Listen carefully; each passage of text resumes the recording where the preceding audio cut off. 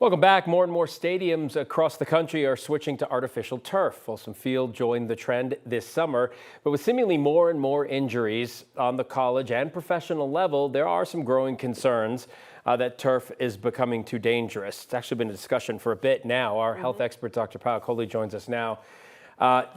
This is, depending on who you talk to, it's better, it's worse. What are the concerns? Yeah, I mean, so we've had it now for about 60 years. And as you said, more and more stadiums are switching to it. So why is it better? Okay, it's easier to maintain, right? It's a level playing field. So when you're playing sports, the performance of the ball on the turf is actually much more predictable than it is on grass, which can be a little bit more uneven. And of course, for many places, they say the environmental impact can be positive. Although there are microplastics that are aerosolized from that turf, as well as, small little volatile organic compounds as well. So that's the argument for why it's better. Now, the argument for why it's worse, and I'm on the worst side of the argument, is actually it can have significant health impacts. So turf heats up a lot more. It's plastic, it's not grass.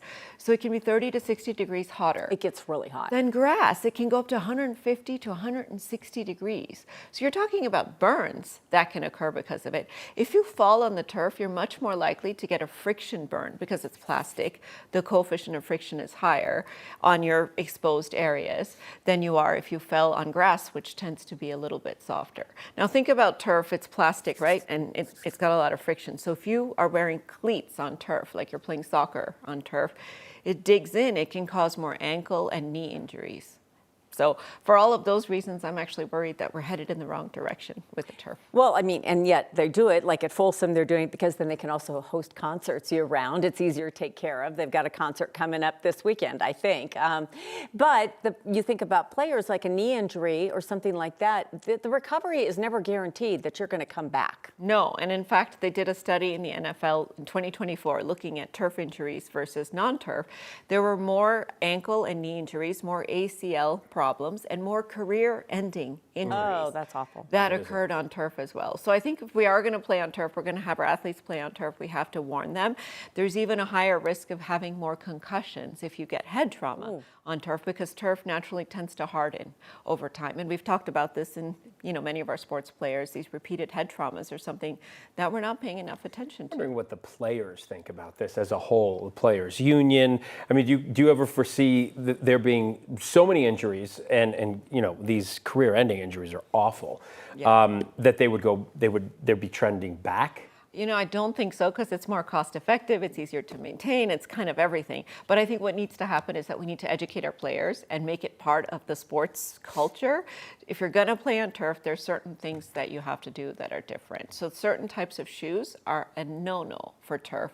And whether it comes to our adolescent and teenage players or our professional players, we definitely want to make sure we educate them. So nothing that has those deep cleats. They actually have special turf shoes that are less likely to cause those injuries. So that's really important.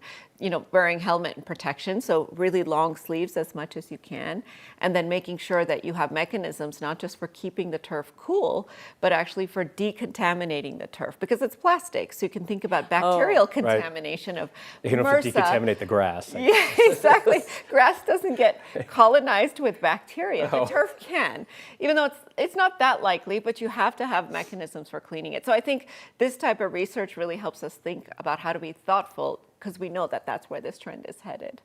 And then when it gets wet, and then even when the fans rush the field, like last week, on Saturday, someone that shall go no unnamed at 9 News was part of it and slipped and fell. Yeah. Because it's wet. Yeah. So, if you're going to rush the field, if you're not used to playing on it or too. walking on it, you'll slip on it. What I'm thinking about are the dogs that pee on it. No. Okay. You've just destroyed turf for me. I'm glad my professional football playing days are over. Yes. You're okay, Phil. Doctor, thanks so much. And you can always find more with Dr. Kohli at 9news.com/Dr. Kohli.